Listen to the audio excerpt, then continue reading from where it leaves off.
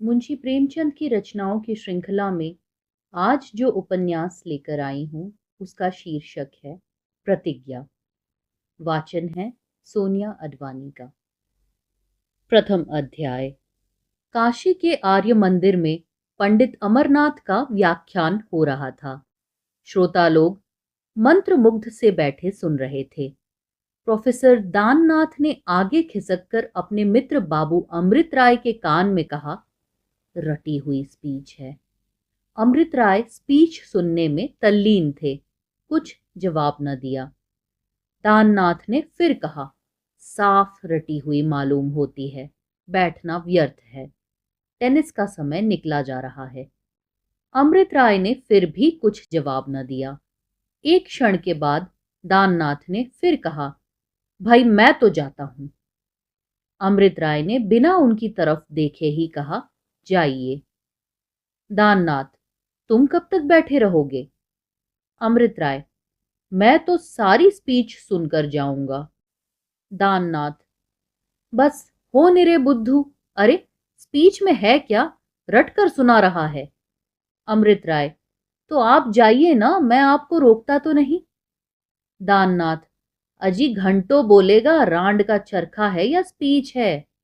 अमृत राय, उह, सुनने दो, क्या बकबक कर रहे हो, तुम्हें जाना हो जाओ, मैं सारी स्पीच सुनकर ही आऊंगा। दाननाथ, पछताओगे, आज प्रेमा भी खेल में आएगी। अमृत राय, तो तुम मुझसे मेरी तरफ से क्षमा मांग लेना। दाननाथ, मुझे क्या गरज पड़ी है जो मैं आपकी तरफ से क्षमा मांगता फिरूं। अमृत राय, अच्छा न मांगना, किसी तरह पिंड भी छोड़ो। दाननाथ इतनी आसानी से छोड़ने वाले आदमी न थे। घड़ी निकाल कर देखी, पहलू बदला और अमरनाथ की ओर देखने लगे। उनका ध्यान व्याख्यान पर नहीं, पंडित जी की दाढ़ी पर था। उसके हिलने में उन्हें बड़ा आनंद आया। बोलने का मर्ज था। ऐसा मनोरंजक दृश्य देखकर वह चुप कैसे रहते। अमृत राय का हाथ दबाकर कहा, आपकी दाढ़ी कितनी सफाई से हिल रही है, जी चाहता है नोच कर रख लूं। अमृत राय, तुम बड़े अभागे हो जो ऐसे सुंदर व्याख्यान का आनंद नहीं उठा सकते। अमरनाथ जी ने कहा, मैं आपके सामने व्याख्यान देने नहीं आया हूं। दाननाथ, धीरे से, और क्या आप घास खोदने आए हैं? अमरनाथ, बातें बहुत हो चुकी, अब काम करने का समय है। दाननाथ, धीरे से, जब आपकी जबान काबू में रहे। अमरनाथ, आप लोगों में जिन महाशयों को पत्नी वियोग हो चुका है वह कृपया हाथ उठाएं। दाननाथ, ओफो, यहां तो सब रंडुए ही रंडुए बैठे हैं। अमरनाथ, आप लोगों में कितने महाशय ऐसे हैं जो वैधव्य की भंवर में पड़ी हुई अबलाओं के साथ अपने कर्तव्य का पालन करने का साहस रखते हैं? कृपया वे हाथ उठाए रहें। अरे यह क्या, कहां तो चारों तरफ हाथ ही हाथ देखते थे, कहां अब एक भी हाथ नजर नहीं आता। हमारा युवक समाज इतना कर्तव्य शून्य, इतना साहसहीन है। मगर नहीं, वह देखिए, एक हाथ अभी तक उठा हुआ है। वही एक हाथ युवक मंडली के ताज की रक्षा कर रहा है। सबकी आंखें उसी तरफ फिर गई। अरे यह तो बाबू अमृत राय हैं। दाननाथ ने अमृत राय के कान में कहा, यह तुम क्या कर रहे हो, हाथ नीचे करो।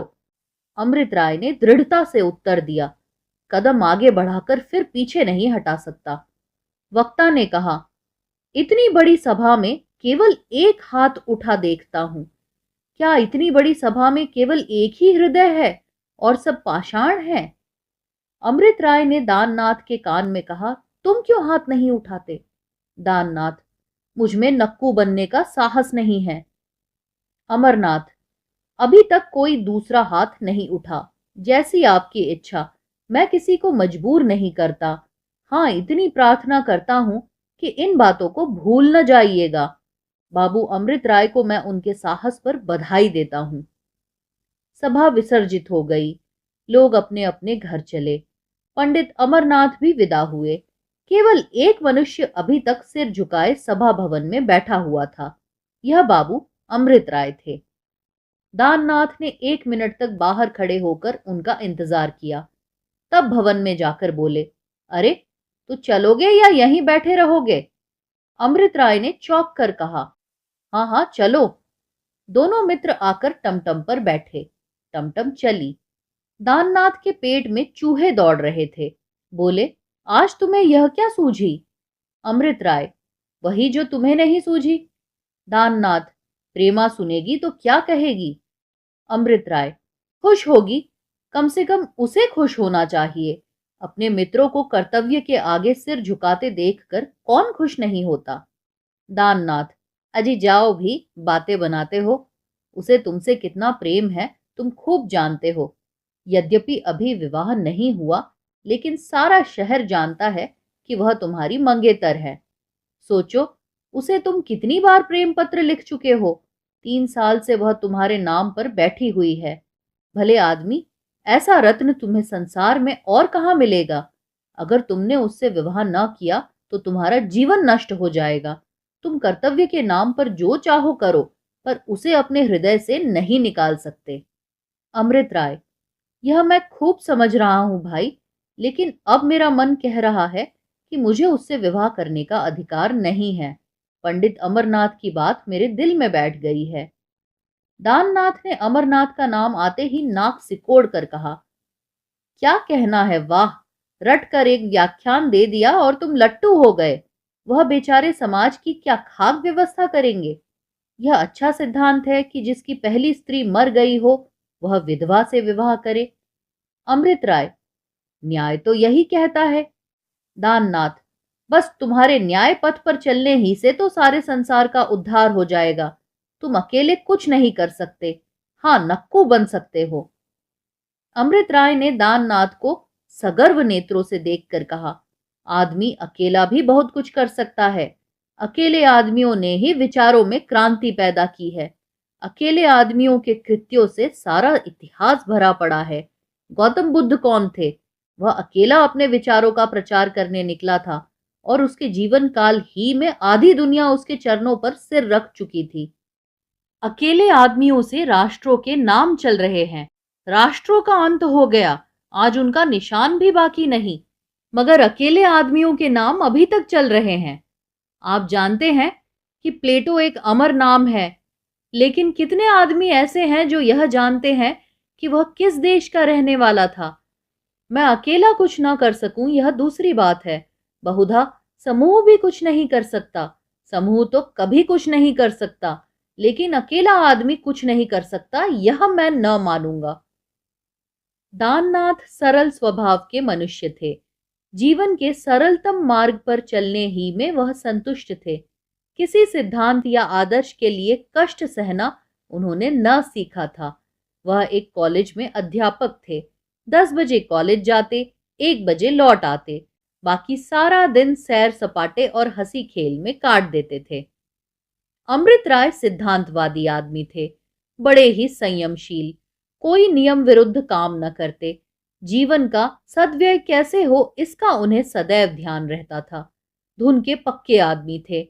एक बार कोई निश्चय करके उसे पूरा किए बिना न छोड़ते थे। वकील थे, पर इस पेशे से उन्हें प्रेम न था। मुवक्किलों की बातें सुनने की अपेक्षा विद्वानों की मूक वाणी सुनने में उन्हें अधिक आनंद आता था। बनाए हुए मुकदमे भूल कर भी न लेते थे, लेकिन जिस मुकदमे को ले लेते उसके लिए जान लड़ा देते थे। स्वभाव के दयालु थे, व्यसन कोई था नहीं, धन संचय की इच्छा भी न थी, इसलिए बहुत थोड़े मेहनताने में राजी हो जाते थे। यही कारण था कि उन्हें मुकदमों में हार बहुत कम होती थी। उनकी पहली शादी उस वक्त हुई थी जब वह कॉलेज में पढ़ते थे। एक पुत्र भी हुआ था, लेकिन स्त्री और पुत्र दोनों प्रसव काल ही में संसार से प्रस्थान कर गए। अमृत राय को बहन से बहुत प्रेम था। उन्होंने निश्चय किया, अब कभी विवाह न करूंगा।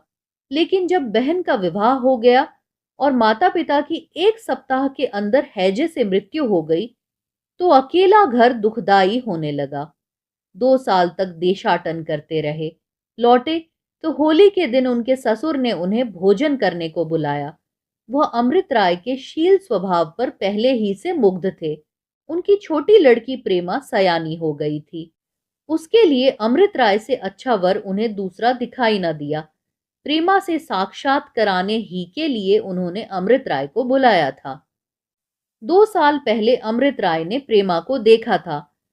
तब यह बंद कली अब एक विकसित कुसुम थी, जिसकी छटा आंखों को लुभाती थी। हृदय में प्रेम का अंकुर जम गया। जब कभी जी ऊबता ससुराल चले जाते और 2 घड़ी हंस बोलकर चले आते। आखिर एक दिन उनकी सास ने मतलब की बात कह दी। अमृत राय तो प्रेमा के रूप और गुण पर मोहित हो ही चुके थे। अंधे को जैसे आंखें मिल गई। बातचीत पक्की हो गई। इसी सहालग में विवाह होने की तैयारियां थी कि आज अमृत राय ने यह प्रतिज्ञा कर ली। दाननाथ यह लंबा व्याख्यान सुनकर बोले, तो तुमने निश्चय कर लिया? अमृत राय ने गर्दन हिलाकर कहा, हाँ, कर लिया। दाननाथ और प्रेमा? अमृत राय, उसके लिए मुझसे कहीं सुयोग्य वर मिल जाएगा।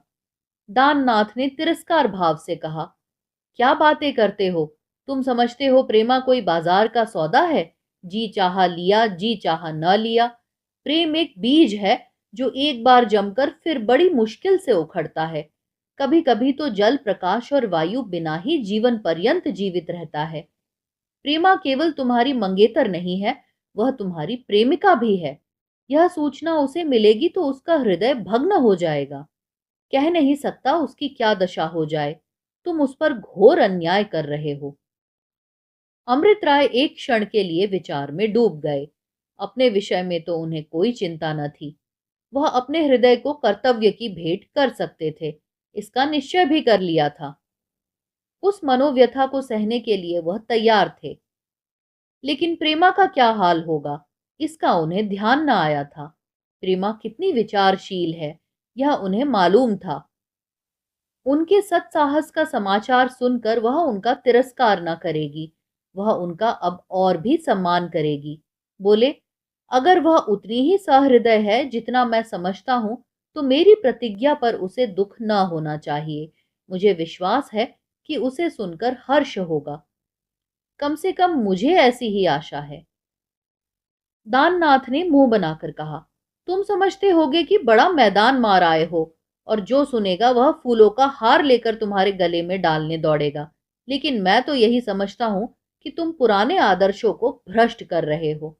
तुम नाम पर मरते हो, समाचार पत्रों में अपनी प्रशंसा देखना चाहते हो, बस और कोई बात नहीं। नाम कमाने का यह सस्ता नुस्खा है। हर्र लगे न फिटकरी और रंग चोखा। रमणीया नाम की इतनी भूखी नहीं होती। प्रेमा कितनी ही विचारशील हो, लेकिन यह कभी पसंद न करेगी कि उसका हृदय किसी व्रत के हाथों चूर चूर किया जाए। उसका जीवन दुखमय हो जाएगा। अमृत राय का मकान आ गया। टमटम रुक गई। अमृत राय उतरकर अपने कमरे की तरफ चले। दाननाथ जरा देर तक इंतजार में खड़े रहे कि यह मुझे बुलावे तो जाऊं, पर जब अमृत राय ने उनकी तरफ फिरकर भी न देखा तो उन्हें भय हुआ। मेरी बातों से कदाचित इन्हें दुख हुआ है। कमरे के द्वार पर जाकर बोले, क्यों भाई, मुझसे नाराज हो गए क्या? अमृत राय ने सजल नेत्रों से देखकर कहा, नहीं दाननाथ, तुम्हारी बातों से मैं कभी नाराज नहीं हो सकता। तुम्हारी झिड़कियों में भी वह रस है जो दूसरों की वाहवाह में नहीं। मैं जानता हूं तुमने इस समय जो कुछ कहा है केवल स्नेह भाव से कहा है। दिल में तुम खूब समझते हो कि मैं नाम का भूखा नहीं हूं, कुछ काम करना चाहता हूं। दाननाथ ने स्नेह से अमृत राय का हाथ पकड़ लिया और बोले, फिर सोच लो, ऐसा ना हो पीछे पछताना पड़े। अमृत राय ने कुर्सी पर बैठते हुए कहा, नहीं भाईजान, मुझे पछताना न पड़ेगा, इसका मुझे पूर्ण विश्वास है। सच पूछो तो आज मुझे जितना आनंद मिल रहा है उतना और कभी न मिला था। आज कई महीनों के मनोसंग्राम के बाद मैंने विजय पाई। मुझे प्रेमा से जितना प्रेम है उससे कई गुना प्रेम मेरे एक मित्र को उससे है। उन्होंने कभी उस प्रेम को प्रकट नहीं किया, पर मैं जानता हूं कि उनके हृदय में उसके प्रेम की ज्वाला दहक रही है। मैं भाग्य की कितनी चोटें सह चुका हूं, उन्होंने अब तक एक चोट भी नहीं सही। वह निराशा उनके लिए घातक हो जाएगी। यह संकेत किसकी ओर था, दाननाथ से छिपा न रह सका। जब अमृत राय की पहली स्त्री जीवित थी, उसी समय दाननाथ से प्रेमा के विवाह की बातचीत हुई थी। जब प्रेमा की बहन का देहांत हो गया तो उसके पिता लाला बद्री प्रसाद ने दाननाथ की ओर से मुंह फेर लिया। दाननाथ विद्या, धन और प्रतिष्ठा किसी बात में भी अमृत राय की बराबरी न कर सकते थे। सबसे बड़ी बात यह थी कि प्रेमा भी अमृत राय ही की ओर झुकी हुई मालूम होती थी। दाननाथ इतने निराश हुए कि आजीवन अविवाहित रहने का निश्चय कर लिया। दोनों मित्रों में किसी प्रकार का द्वेष भाव न आया। दाननाथ यों देखने में तो नित्य प्रसन्नचित्त रहते थे, लेकिन वास्तव में वह संसार से विरक्त हो गए थे। उनका जीवन ही आनंद विहीन हो गया था। अमृत राय को अपने प्रिय मित्र की आंतरिक व्यथा देख देख कर दुख होता था। वह अपने चित्त को इस परीक्षा के लिए महीनों से तैयार कर रहे थे, किंतु प्रेमा जैसी अनुपम सुंदरी का त्याग करना आसान न था। ऐसी दशा में अमृत राय की ये बातें सुनकर दाननाथ का हृदय आशा से पुलकित हो उठा। जिस आशा को उन्होंने हृदय को चीर कर निकाल डाला था, जिसकी इस जीवन में वह कल्पना भी न कर सकते थे, जिसकी अंतिम ज्योति बहुत दिन हुए शांत हो चुकी थी, वही आशा आज उनके मर्म स्थल को चंचल करने लगी। इसके साथ ही अमृत राय के देवोपम त्याग ने उन्हें वशीभूत कर लिया। वह गदगद कंठ से बोले, क्या इसीलिए तुमने आज प्रतिज्ञा कर डाली? अगर वह मित्र तुम्हारी इस उदारता से लाभ उठाए तो मैं कहूंगा वह मित्र नहीं शत्रु है। और यह कैसा निश्चय है कि इस दशा में प्रेमा का विवाह तुम्हारे उसी मित्र से हो? अमृत राय ने चिंतित होकर कहा, हाँ, यह शंका अवश्य हो सकती है, लेकिन मुझे आशा है कि मेरे मित्र इस अवसर को हाथ से न जाने देंगे। मैं उन्हें ऐसा मंदोत्साह नहीं समझता। दाननाथ ने तिरस्कार का भाव धारण करके कहा, तुम उसे इतना नीच समझना चाहते हो तो समझ लो, लेकिन मैं कहे देता हूं कि यदि मैं उस मित्र का ठीक अनुमान कर सका हूं तो वह अपने बदले तुम्हें निराशा की भेंट न होने देगा। यह कहते हुए दाननाथ बाहर निकल आए और अमृत राय द्वार पर खड़े उन्हें रोकने की इच्छा होने पर भी बुला न सके। उपन्यास का दूसरा अध्याय सुनिए अगले वीडियो में।